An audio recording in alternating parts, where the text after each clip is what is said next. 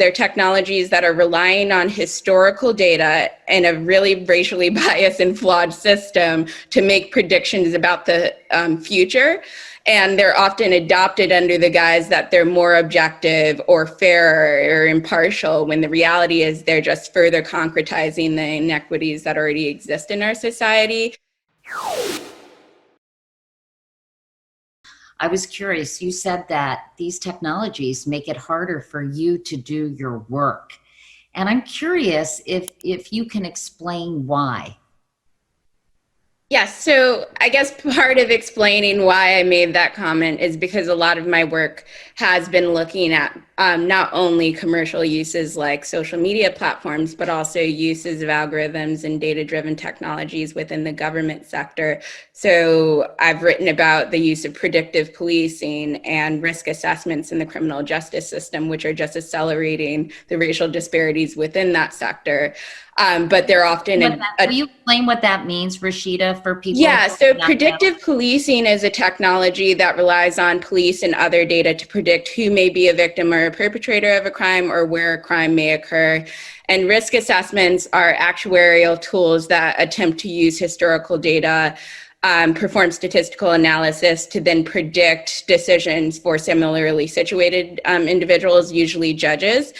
So in both of these examples, they're technologies that are relying on historical data and a really racially biased and flawed system to make predictions about the future.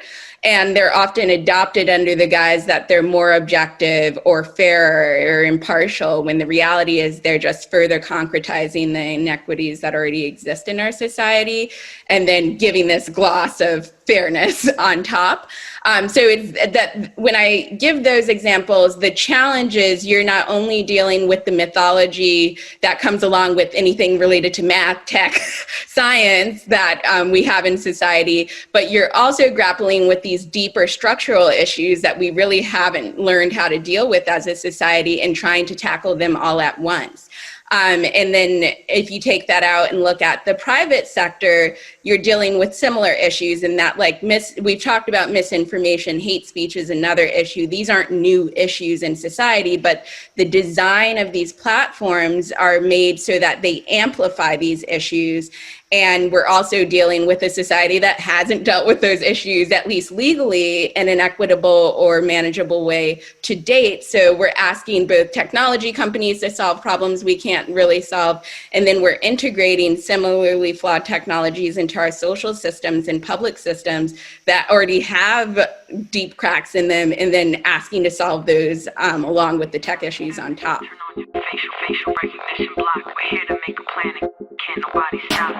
Everyone turn on your facial recognition block. We're here to make a planet. Can't nobody stop.